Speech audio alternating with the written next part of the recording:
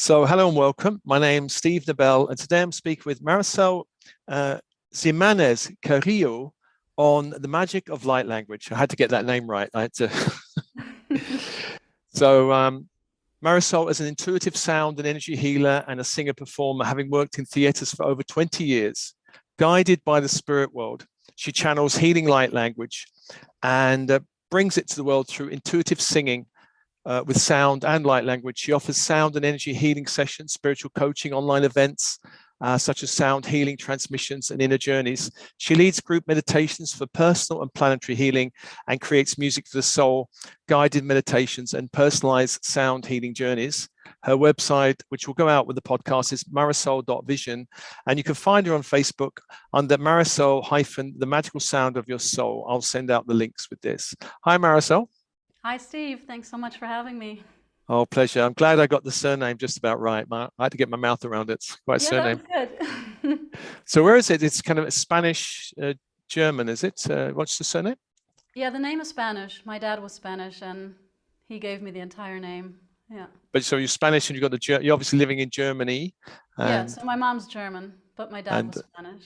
You're near Hanover, right in the center. Yeah. Right. Okay, cool. So you studied singing and dancing and acting. I know you studied in Berlin. What's the transition like going from that acting world? Because it's quite a transition into, well, I guess it's a transition, even though there's connections, isn't there? What you're doing now and what you've done before. Yeah. What was that transition like? Well, I think the biggest change is, and I mean, I still want to perform, but we all know with the madness going on that if you're awake, yeah, so I can't work at theaters right now. And I decided to make this my main path. So the biggest change was going from being live on stage, being very active, training, dancing, to doing so much at home and over the computer in my little studio here, which is great. But I think that's been the biggest change and transition. Okay, so you're doing Zoom and mostly online. What's the difference between a live, because you can bounce off a live audience, can't you? Is it different with a Zoom audience? It is different because I think the biggest challenge for me is when you sing live in a room, you get a sense of what the sound is, you hear the orchestra. When I sing online, I have no idea what comes out the other end. People have to put up their volume or down. So I spend a lot of time now recording myself over Zoom and checking how the sound is. So it's very hard to know what comes out the other end. And yeah, so I have to learn to trust that because it's a different experience when you're live in a room with people. What's the reaction from colleagues, family, friends to your transition? Because, they must kind of look at it and go, what are you doing, now? Well, I have to say I'm lucky because my mom and my sister, they're really awake. They love what I'm doing. They're very spiritual, so they're all for it. My partner's very awake, so he supports it fully. And I have to say, throughout all this madness, I've lost like 2 good friends, but the rest of them are pretty awake and they really support me. So like my close family and friends, they think it's really cool, but I think the ones a little further away, I think they think I've gone crazy, but that's a good sign if they think that. Yeah. Very good. What's your experience of light language? How did it first start coming? So I've been working for a few years with energy and sound healing, and so I'm very connected to sound, obviously, through my singing. And I did some shamanic courses online, and I felt there was something else that wanted to come through the more I worked with this. And it was called, I think, Ancestral Shamanic Star Wisdom. And we made this shamanic star wisdom altar and an heirloom. And one evening, I had glued all the images that I'd collected onto like a white piece of paper. And then suddenly I took some colored pens and there were these white spaces in between. And I started writing. And symbols came out and like a fluid language of writing. And I was like, oh, this is interesting. So no actual words, but like a fluent writing. And then just a few days later, I got some words. So I wrote down words with actual letters showing me how to pronounce it. And I started singing it and something just fell into place. And I thought, oh, this is what wanted to come through. It was like I've been doing it my whole life.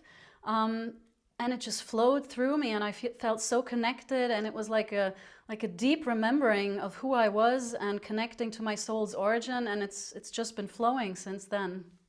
So how long was that? How long ago was that? It was this year, actually. So I'd been Oh, singing with oh, sound quite a bit, and mantras. And then this year that happened, and it's just been going. I've been using it with clients, and it's really wonderful. wow. Do you understand what's coming through, or do you have a kind can you unpack it later, or you just trust and surrender to it? Well, I definitely surrender to it. The words come through in the moment, but like if I record a sound healing at home, I'll get a message what the meaning of it is, what the purpose of it is, the energy that comes through. So I think the first one I did on YouTube was remembering your soul's origin. So um, I'll see light codes coming in and like streams of light information, and that will go into the sound, and usually there's a bigger message connected to it. So it's not like a word-to-word translation, but a vibrational message that is within the singing. And does the light language change depending on the person or the audience? Do you find it's different? Yes. So when I work in a one-on-one session, it will come through for that person. So it's very different. Sometimes it's very gentle, very peaceful. If I do it face to face with someone, I also do some shamanic drumming. It might come through there where it's more powerful. So it depends on what the journey is that I'm taking the client on and what the energy is that wants to come through. So an energy that is very empowering will have a different sound than something that is gentle, heart-opening. But the words, I feel like I've been giving a range of words like a library, so they will flow, but the intensity and the way of the singing might change then. And do you find that the intention of the light language is different? Say healing, guidance, transformation. Is there a different energy depending on what's needed? Yeah, I think so, because it's like the language is the vehicle. It's like a vessel that can be filled with the information, the codes, whatever is needed in that moment. And that is then carried into the physical body, non-physical body. And of course, depending on how deep the client is willing to go, of course, that plays a role. How much can you surrender to it, and how deep are you willing to let that light flow into your being? Do you have any idea of the source or sources? I mean, could some of it come from oversoul, soul, higher self, stellar races, archangels? Where do you feel it's coming from? Yes. I mean, because our linear thinking minds, you know, for us, we have past, present, future. But actually, it's all happening at the same time. Our linear thinking mind just can't comprehend that properly. So it was actually interesting because when I was working with the shamanic star wisdom altar, I felt a guide coming through, an Andromedan guide. And I thought, oh, that energy seems familiar, but I couldn't put my finger on it. So as I kept singing, at some point I got the message, it's you from the future. So a lot of our star Wow. brothers and star sisters, that's us from the future, but we can't get that together with our minds. So I Yeah. think it's what you said, our oversoul, maybe already us from the future, combined with angels and archangels, whoever is there to guide me during a session. So there will be different beings, and they let their light and their message flow through. So That's yeah, it's a beautiful. Because channel. I've noticed a lot of films coming out now are about the future coming to help the present. You know, Arrival, Harry Yeah. Potter, Interstellar. There are all these kind of films now It's of, like hey, the future's Interstellar, coming. basically. Yeah, Yeah. that's how you have to think about it. It kind of twists your brain, but that's the beauty of it. We should have called the podcast Interstellar Singing Yeah. maybe, but never mind. Sounds from the future. Yeah. Sounds for the future. Fantastic. Well, I know you're going to give an experience of singing for the audience, so I'm going to pass it over to you, Marysol. Okay, so maybe I'll just say two sentences to that. So I have two transmissions, and I asked what the energies are for today. So I created some music for it. And the first one is the frequency and the light codes of fifth dimensional energies coming through. So anyone who's listening can close their eyes, and I recommend headphones for the experience, so you can just let those light codes flow. And the second one is a heart opener. So to just open your heart space and allow these vibrations and light codes to flow into your heart and release stuck energies. What a time.